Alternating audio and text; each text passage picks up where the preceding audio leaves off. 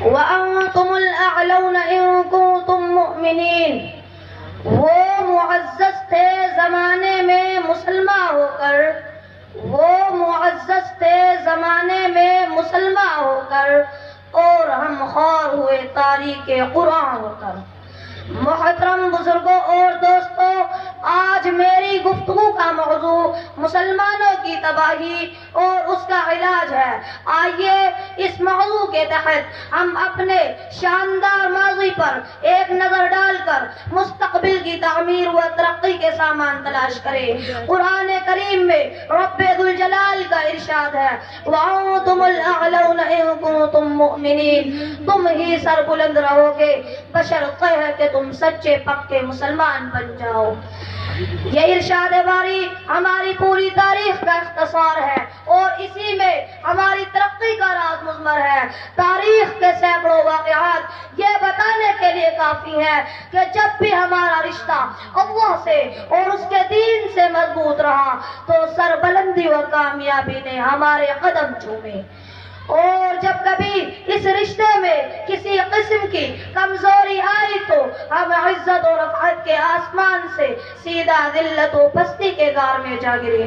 تاریخ ہمارے سامنے جنگ بدر کی مثال پیش کرتی ہے۔ جنگ بدر میں جو کامیابی ہوئی وہ صرف اسی رشتے کی مضبوطی کی بنیاد پر ہوئی، ورنہ اگر کامیابی ہوتی تو کفار مکہ کی ہوتی، کیونکہ کفار مکہ تقریباً 1000 تھے اور بڑے جوش و خروش کے ساتھ تھے۔ ان کے پاس 700 اونٹ اور 200 گھوڑے، نیز سب کے پاس تلواریں اور دیگر جنگی ہتھیار موجود تھے۔ ادھر ابو جہل، عتبہ، شیبہ، ولید، حنظلہ، عبید، عاص، حرز، امیہ ابن خلف، نفرہ بن حارث، عبد المطلب جیسے شجاعت کے پیکر اور آزمودہ کار تھے، اور ادھر بیچارے مسلمان بے سر و سامان، کل تعداد 313، سواری کے لیے کل 2 گھوڑے اور 70 اونٹ ہیں۔ ایک پر 3-4 آدمی سوار ہیں اور بعض پیدل ہی سفر کر رہے ہیں، اور کسی کے پاس نیزہ اور کمان ہے تو تلوار نہیں، اور کسی کے پاس تلوار ہے تو نیزہ اور کمان نہیں۔ محترم بزرگوں اور دوستوں، جب مقام بدر پر پہنچتے ہیں تو دیکھتے ہیں کہ کفار مکہ بلند مقام پر خیمہ زن ہو چکے ہیں جہاں پانی کی بھی فراوانی ہے۔ بیچارے مسلمانوں کو پست اور ریتلی زمین پر خیمہ زن ہونا پڑا، ایسی جگہ پر کہ اگر کسی کو پیاس لگے تو 1 گھونٹ پانی کو نہ ملے۔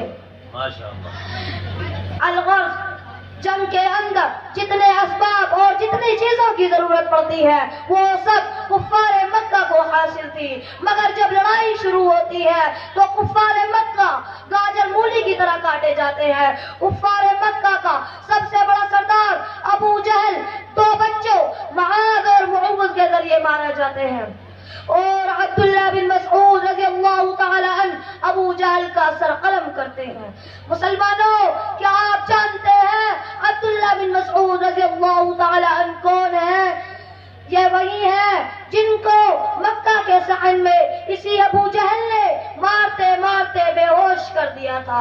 آج میدان جنگ کے اندر وہی عبداللہ بن مسعود رضی اللہ تعالی عنہ ابو جہل کا سر قلم کرتے ہیں۔ امیہ ابن خلف ابو جہل کے بعد کفار مکہ کا سب سے بڑا سردار سمجھا جاتا تھا، لیکن اپنے ساتھیوں کو اس طرح تہمت ہوتے ہوئے دیکھ کر گھبرایا اور میدان جنگ چھوڑ کر بھاگ پڑا۔ حضرت بلال حبشی رضی اللہ تعالی عنہ اس کے پیچھے بھاگے اور قریب پہنچ گئے۔ امیہ ابن خلف گھبرا کر گھوڑے سے نیچے گر جاتا ہے، پیٹ کے بل لیٹ جاتا ہے، شور مچاتا ہے، معافی مانگتا ہے، امن چاہتا ہے، لیکن بلال حبشی رضی اللہ تعالی عنہ اس کے پیٹ پر نیچے سے تلوار چلا دیتے ہیں اور اس کو جہنم رسید کر دیتے ہیں۔ مسلمانوں، وہ کون سی چیز تھے جس نے غلام کو غالب اور آقا کو مغلوب کر دیا؟ سچ فرمایا اللہ تبارک و تعالیٰ نے وَأَنْتُمُ الْأَعْلَوْنَ إِن كُنتُم مُؤْمِنِينَ، تم ہی سر بلند رہو گے بشرط ہے کہ تم سچے پکے مسلمان بن جاؤ۔ وآخر دعوانا الحمد للہ رب العالمین۔ ماشاءاللہ ماشاءاللہ ماشاءاللہ۔ یہ تھے محمد حسان جو قاری افتخار صاحب کے صاحبزادے ہیں، اور انہی کو الحمدللہ حافظ قرآن آپ کے مدرسے سے بھی ہوئے ہیں، پگڑی بھی بدلی ہے ان کو۔ بڑے اچھے انداز میں اپنی بات کو رکھ رہے تھے، بڑے کھل کر بول رہے تھے، اور پتہ لگ رہا ہے کہ استاد نے، ان کے استاد محترم نے کس انداز سے ان کے ساتھ محنت کی ہے، کس انداز سے اس بچے نے محنت کی ہے۔